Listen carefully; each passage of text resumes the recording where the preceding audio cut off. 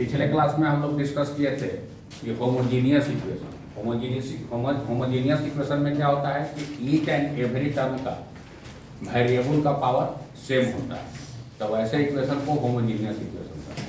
उसी होमोजीनियस के केस में नॉन होमोजीनियस अगर इक्वेशन दिया हुआ है तो उसको होमोजीनियस में हम कैसे ट्रांसफर करें और तब उसको कैसे बनाएंगे, उसके लिए एक रूल है from non homogeneous differential equation. Non homogeneous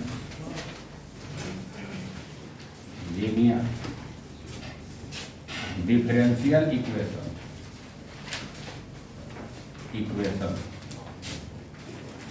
non homogeneous differential equation of the first degree in x and y। यहाँ x और y दोनों के दोनों क्या वेरिएबल है। इस वेरिएबल पर हम लोग फर्स्ट डिग्री का अगर इक्वेशन दिया हुआ है नॉन होमोजीनियस है तो इसको कैसे सॉल्व करेंगे, इसको देखो। Consider the equation is dy by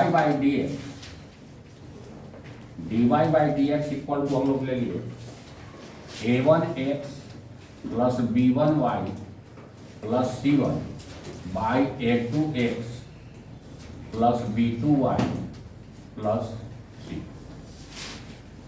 ये नॉन होमोजीनियस इक्वेशन है। इस नॉन होमोजीनियस इक्वेशन को हम लोग होमोजीनियस इक्वेशन में अगर हम चेंज करना चाहें तो इसका दो केस आता है। एक आता है, एक आएगा कि ए केस फर्स्ट है कि if a1 by a2 is not equal to b1 by. Case first ऐसा भी हो सकता है, देखना पड़ेगा इसमें a1 a2 क्या है। a1 और a2 x का कोफिशिएंट है और b1 और b2 किसका है, y का कोफिशिएंट है।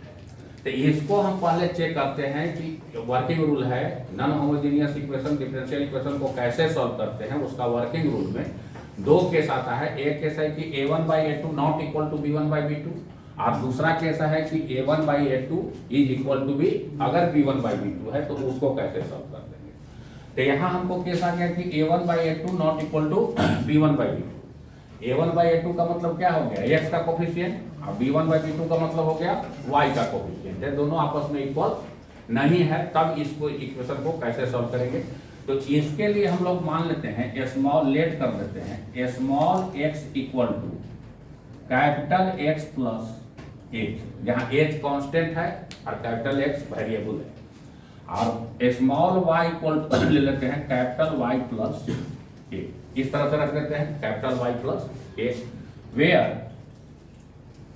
where capital X and capital Y are variable and H and K small है R कांस्टेंट। A आपको कांस्टेंट है, H और K कांस्टेंट है। क्या किए हैं कि x इस x को चेंज कर दिए x प्लस h में और y को चेंज कर दिए y प्लस k में। अब इसी चीज को वैल्यू को हम जो आपका इक्वेशन दिया हुआ है, जो इक्वेशन आपको दिया हुआ है ये इक्वेशन 1, इस इक्वेशन में हम वैल्यू इसका पुट कर रहे हैं। तो पुट करेंगे तो देखो यहां से एक चीज और निकाल लो कि इस x equal to x plus h है और ये है y plus k।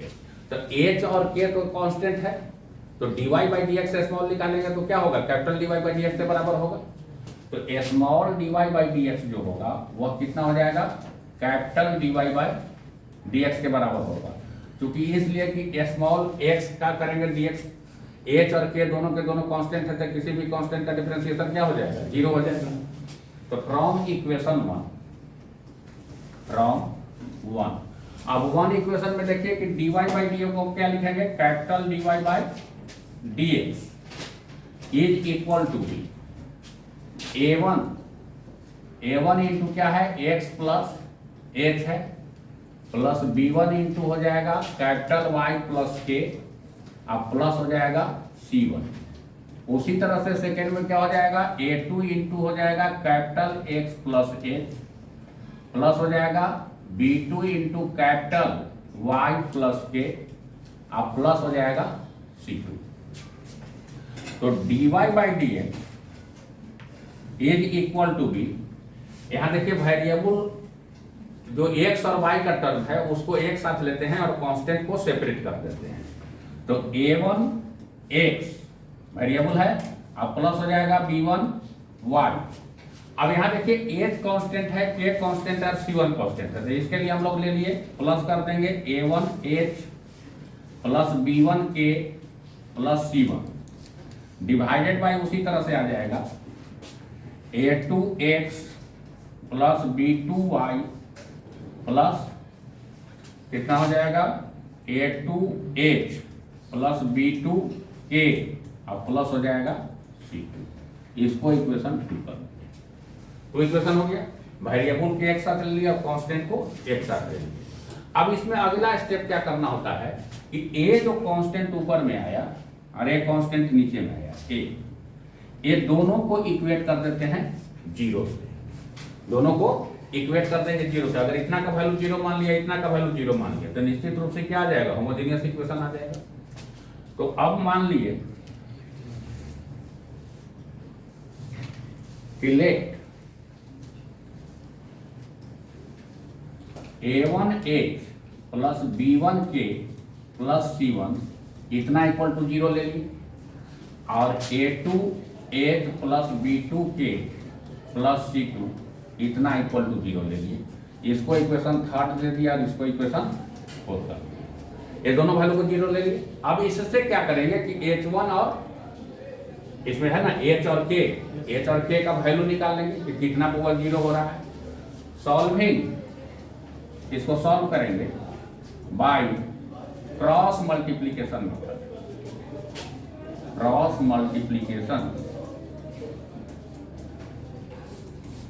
Method, cross multiplication से इसको कर देंगे, क्रॉस मल्टीप्लीकेशन से हो जाएगा। तो क्या हो जाएगा कि देखिए क्रॉस मल्टीप्लीकेशन पर ध्यान दीजिएगा यहाँ कि एक जब लेते हैं तो क्रॉस किसका, इसका कोफिशिएंट को b1 इंटू c2 लिखते हैं, तो b1 into c2 minus b2 into c1 equal to के जब लेते हैं तो अपोजिट साइड आता है, फिर क्या आ जाएगा a2 इंटू c1 माइनस फिर क्या हो जाएगा a1 into c2 equal to हो जाएगा 1 बाई फिर यहाँ a1 इंटू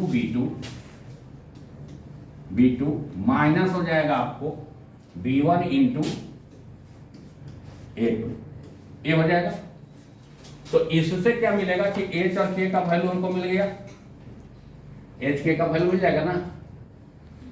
तो h का वैल्यू जो आपको आ गया, h का वैल्यू आ गया b1 c2 minus b2 c1 by a1 b2 minus b1 a2। उसी तरह से k का वैल्यू कितना हो जाएगा, तो a2 c1 minus a1 c2 divided by a1 b2 minus b1 a2। h और k का वैल्यू आ गया, निश्चित रूप से इस h k पर उसका वैल्यू क्या हो जाएगा, जीरो हो जाएगा। तो h और k का हम लोग वैल्यू निकाल लिए। अब चलेंगे इक्वेशन 2 से, फ्रॉम इक्वेशन 2। तो 2 इक्वेशन में देखिए कि dy बाई dx जो है कैपिटल, एक चेंज करेंगे इसका वैल्यू, तो कैपिटल dy बाई dx कितना बच जाएगा a1x plus b1y by a2x plus b2y, क्योंकि उसको हम जीरो ले लिए हैं, कांस्टेंट को जीरो ले लिए हैं। तो अब इट बिकम्स क्या कर गया होमोजेनियस इक्वेशन में, जिसका डिग्री कितना है, जीरो है, x बाई x है, 1 पावर है तो 1 माइनस 1 0 डिग्री का होमोजेनियस इक्वेशन है। अब यहां से इसका वर्किंग रूल है होमोजेनियस इक्वेशन का, उस पर हम लोग आगे बढ़ेंगे। होमोजेनियस इक्वेशन का वर्किंग रूल है, उससे लेकर चलेंगे कि पुट कर देंगे कितना y equal to vx put कर देंगे, तो dy बाई dx कितना हो जाएगा, ये हो जाएगा v plus x into dv by dx। आज के वैल्यू को चेंज करके फिर जैसे प्रोसेस है उस प्रोसेस से बना लेते हैं। तो ये तरीका हुआ कब जब A1/A2 not equal to B1/B2 है। फिर दूसरा केस इसका आता है कि जब A1/A2 और B1/B2 आपस में इक्वल है तब कैसे बनेंगे। लेकिन इसी पर फिर एक क्वेश्चन देते हैं, उसको देखेंगे। क्वेश्चन